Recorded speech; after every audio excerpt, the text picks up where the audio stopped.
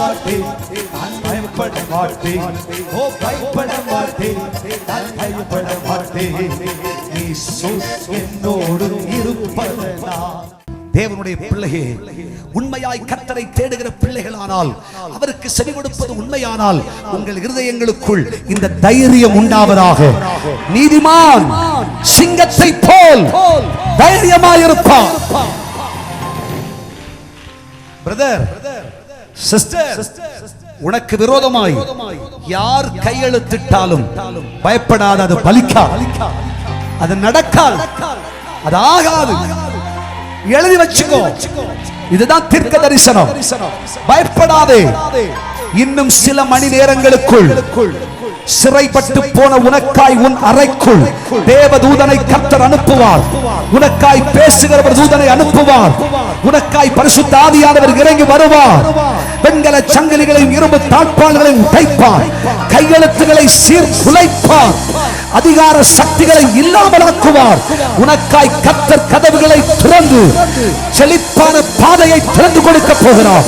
கர்த்தருடைய அற்புதம் நடக்க போகிறது. இன்னும் சில மணி நேரங்களுக்குள் ஒரு பெரிய மாற்றம், ஒரு பெரிய திருப்பம், ஒரு அற்புதம் நடக்க போகிறது. கர்த்தர் சொல்லுகிறார், நான் இதை உனக்கு செய்யாதிருப்பேனோ? உனக்காய் என் தூதனை அனுப்பி, என் வல்லமையை அனுப்பி, என் கிரியை நடப்பிப்பேன். பயப்படாதே சிறுமந்தை. எனக்காய் பேச யார் உண்டு? வழக்காட யார் உண்டு? நிற்பதற்கு யார் உண்டு? உனக்காய் எவரும் அவசியமில்லை. கர்த்தரே வருவார், கர்த்தரே போவார், கர்த்தரே பேசுவார். கர்த்தர் நீதியை வெளிப்படுத்துவார். நீ பயப்படாதே, நீ பயப்படாதே.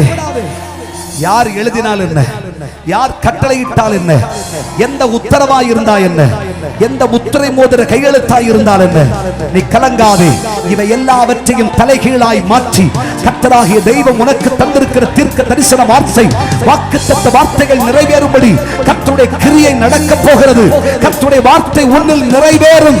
நிச்சயமாய் உனக்கு சொல்கிறேன், ஆபத்து வரும், ஆனால் நீ பயப்படாதே. கர்த்தர் உனக்காய் பெரிய காரியம் செய்ய போகிறார், பெரிய காரியம் செய்ய போகிறார். விசுவாசிக்கிறீர்களா?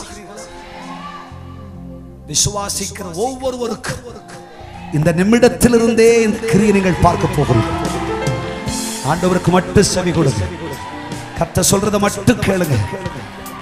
தேவனுடைய வார்த்தைக்கு மட்டும் செவி சாயுங்க. வேற எதற்கும் இருதயத்தை கொடுக்காதீங்க. வேற எதற்கும் உங்கள் செவியை திருப்பாதிருங்கள். அப்படி இருக்கிறவன் எவனோ அவன் ஆபத்திலும் பயப்படாதிருப்பான். உலகமே கேட்கும், ஏயா இவ்வளவு பிரச்சனை வந்த விற்பாடும் அசையாம இருக்கேயா?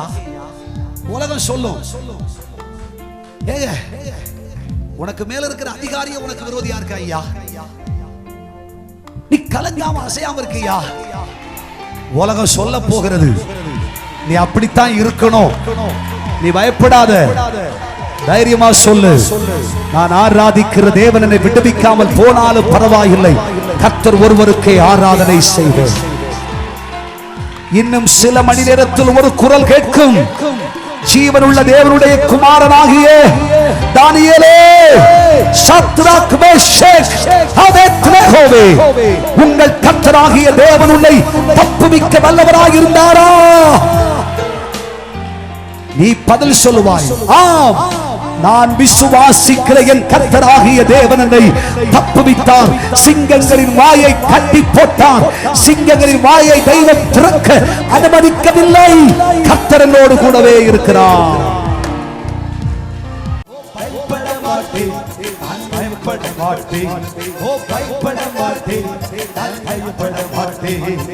இயேசு என்னோடு இருப்பதனால்.